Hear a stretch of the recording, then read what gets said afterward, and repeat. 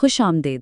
آج ہم تاریخ کے ایک ایسے باب کا جائزہ لیں گے جہاں ایک نئی بنتی ہوئی مسلم ریاست نے ایک ایسے قلعے کو چیلنج کیا جسے ناقابل تسخیر سمجھا جاتا تھا۔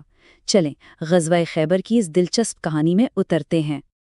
تو ہم دیکھیں گے کہ یہ سب شروع کیسے ہوا، خیبر سے کیا خطرہ تھا، پھر مسلم فوج کیسے آگے بڑھی، قلعے کیسے فتح ہوئے، حضرت علی کی بہادری کا وہ مشہور واقعہ، اور پھر امن کا معاہدہ، اور اس جنگ نے پیچھے کیا سبق چھوڑا۔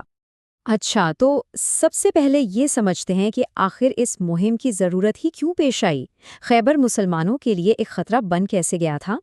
اس کا جواب ہمیں ملتا ہے خیبر کے اس قلعہ بند نخلستان میں، جو مدینہ سے تقریباً 150 کلومیٹر دور شمال میں تھا۔ دیکھیں، یہ کوئی عام سی بستی نہیں رہ گئی تھی، یہ باقاعدہ ایک اسٹریٹجک ہب بن چکا تھا، جہاں سے اسلامی ریاست کے خلاف حملوں کی منصوبہ بندی ہوتی تھی اور اسے کمزور کرنے کی سازشیں تیار کی جاتی تھیں۔ تو اس بڑھتے ہوئے خطرے کو ختم کرنے کے لیے نبی اکرم صلی اللہ علیہ وسلم نے ایک فیصلہ کن قدم اٹھایا اور خود خیبر کی طرف ایک مہم کی قیادت فرمائی۔ مدینہ سے جو لشکر نکلا اس میں 1600 مجاہدین شامل تھے۔ اب یہ بات بہت دلچسپ ہے کہ 1600 مجاہدین کے لشکر کے پاس سواری کے لیے گھوڑے کتنے تھے؟ صرف 200۔ اس کا مطلب یہ ہے کہ فوج کی بہت بڑی اکثریت نے یہ لمبا اور مشکل سفر پیدل طے کیا، جو ان کے عزم کو ظاہر کرتا ہے۔ اچھا، اب آتے ہیں خود محاصرے کی طرف۔ یہ کوئی ایک بڑی جنگ نہیں تھی، بلکہ یہ کئی قلعوں کو ایک ایک کر کے فتح کرنے کی ایک بہت منظم مہم تھی۔ جیسے ہی لشکر خیبر پہنچا، نبی اکرم صلی اللہ علیہ وسلم کے یہ الفاظ صرف ایک پیشن گوئی نہیں تھے، بلکہ یہ مسلم فوج کے لیے ایک زبردست حوصلہ افزائی کا پیغام بھی تھے۔ یہاں مسلمانوں نے ایک بہت ہی زبردست حکمت عملی اپنائی۔ انہوں نے سب سے مضبوط قلعے پر سیدھا حملہ کرنے کے بجائے پہلے کمزور قلعوں کو فتح کرنا شروع کیا اور آہستہ آہستہ سب سے مضبوط قلعے کی طرف بڑھے۔ اس سے دشمن تھکتا بھی گیا اور ان کی صفوں میں افراتفری بھی پھیل گئی۔ اور یہ جو قلعہ قموس تھا نا، یہ سب سے اہم تھا۔ اس کی فتح کا مطلب تھا کہ خیبر کی مزاحمت کی کمر ہی توڑ دی گئی ہے۔ اور یہیں قلعہ قموس کی جنگ میں تاریخ کا وہ لمحہ آیا جہاں بہادری کی ایک ایسی داستان لکھی گئی جو آج بھی مسلمانوں کے دلوں میں جوش بھر دیتی ہے۔ جب محاصرہ لمبا ہوتا جا رہا تھا اور فوج میں بے چینی بڑھ رہی تھی، تب نبی اکرم صلی اللہ علیہ وسلم نے یہ اعلان کیا۔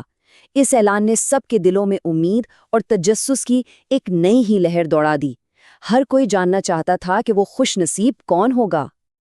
اور اگلے دن وہ جھنڈا حضرت علی رضی اللہ تعالیٰ عنہ کو دیا گیا، جن کی آنکھوں میں تکلیف تھیں، لیکن ایک معجزے کے طور پر وہ ٹھیک ہو گئیں اور وہ ایک نئے عزم کے ساتھ میدان میں اترے۔ یہ واقعہ ان کی غیر معمولی طاقت اور بے مثال ہمت کا ثبوت ہے۔ یہ ایک ایسا کارنامہ تھا جس نے جنگ کا پانسا ہی پلٹ دیا اور مسلمانوں کو فتح دلائی۔ اپنے سب سے مضبوط قلعوں کے گرنے کے بعد خیبر کے باقی لوگوں نے سمجھ لیا کہ اب مزاحمت بیکار ہے اور انہوں نے امن کے معاہدے کی درخواست کی۔ یہ معاہدہ صرف ایک جنگ کا خاتمہ نہیں تھا، بلکہ اس نے ایک نئی مثال قائم کی کہ مفتوحہ لوگوں کے ساتھ کیسا سلوک کیا جانا چاہیے۔ یہ انصاف اور رواداری کی ایک بہترین مثال تھی جس سے ایک مستحکم معاشرے کی بنیاد پڑی۔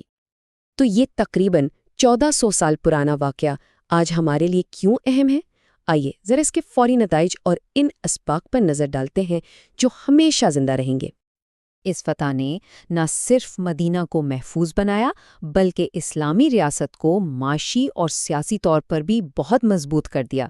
یہ ایک ایسی جیت تھی جس نے مسلمانوں کو پورے عرب میں ایک بڑی طاقت کے طور پر منوا لیا۔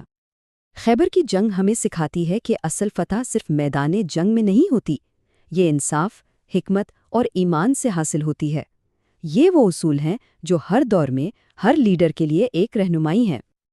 آخر میں خیبر کی کہانی ہمیں یہ سوچنے پر مجبور کرتی ہے کہ طاقت کا اصل مقصد کیا ہونا چاہیے۔ کیا یہ صرف دوسروں پر غلبہ حاصل کرنا ہے، یا ایک ایسا مستقبل بنانا ہے جہاں انصاف، سلامتی اور امن ہو؟ یہ سوال آج بھی اتنا ہی اہم ہے جتنا 1400 سال پہلے تھا۔